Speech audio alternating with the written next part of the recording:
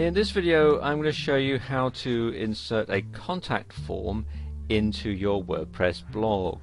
And it's a good idea to have a contact form so that people can get in touch with you to ask you questions about blog postings or products that you might be selling as an affiliate and so on.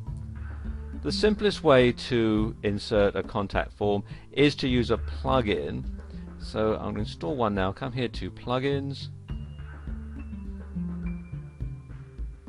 and then add new, and I'll do a search here for contact form and click on search plugins, and as you can see there are a whole lot of different contact forms that you can have, but the one that I like is this one here, Slick Contact Forms by Lee Chestnut.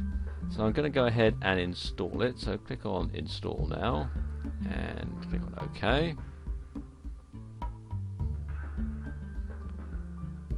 And that's installed. So I'm going to click on activate plugin. And there we are, the plugin is activated.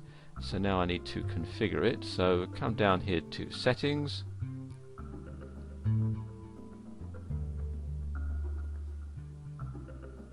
And Slick Contact Forms,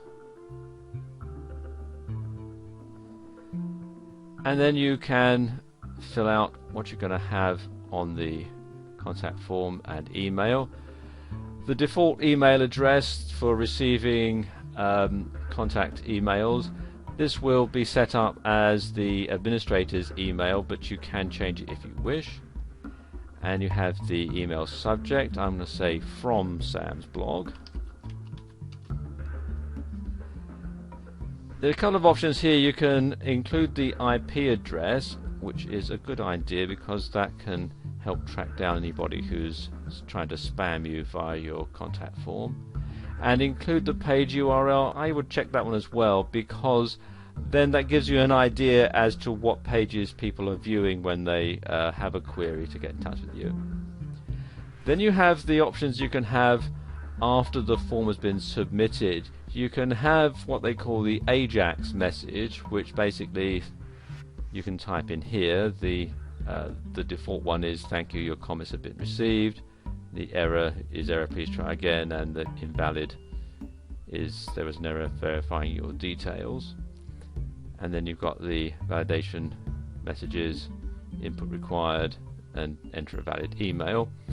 You can also, if you wish, have a redirect, and you can enter here the URL of the page that you want people to go to after the email has been sent, or if there's an error, and so forth. I'm going to stick with the Ajax message and then click on Save Changes. There we go, the settings are saved. So I go back to the dashboard, and then I need to insert a widget into my main page so that the contact form can be activated. So I'm going to click here on widgets,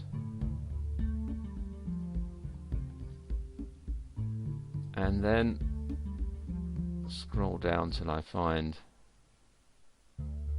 the Slick Contact Forms. And what Slick Contact Forms do is it adds a floating contact form, which means that it's not actually included in a sidebar, even though you have to actually include the contact form in a sidebar. You'll see what I mean in a minute. That doesn't make a lot of sense, but you'll see what I mean. Okay, first thing to do is to slide this in to the sidebar that we're going to put it in. Just ease it up here. I'm going to put it in the left sidebar. Just going to put it in here and then configure it here. You can have it either as floating or slide out. I'm going to have it as floating, and the tab text contact us. I'm going to leave the width and the other things here set at the default settings, and the skin I'll leave that as black because that will fit in, but you can change it if you wish. Again, we're leaving the email where it is and the form text at the top. Again, in the text box, the name and email that's required,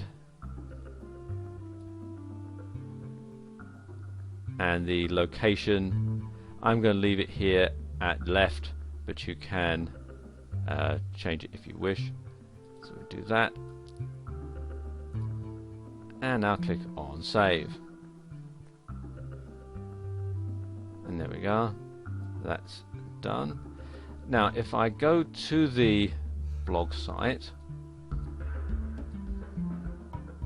you can see that the contact form is floating right here. I'm using a very small screen resolution for this. If you're looking at it on a larger screen resolution, you'll see it off to the side and it won't obscure the name of the blog. And if I click on it, you can see we have the space for people's name and email and their questions or comments, and the submit button and so on. So let's just enter that in and then click on submit.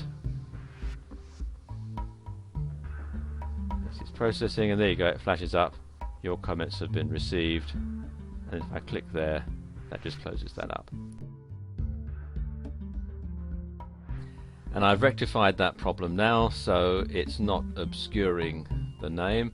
One thing I didn't explain earlier is what it means by floating. As I scroll down, you see it follows like that. Let's go back to the top and I'll show you something else. Let me go back to the widgets page. If I decide to have that as a slide out and then click on save, and then refresh, you can see it moves over right to the side, and then when I click on it, it slides out like that. Then I click on it again, it'll slide back in, and as I scroll down you can see it stays stuck to the side like that. They do ask for a donation if you use this on a regular basis, and there's a donate button in the setup area.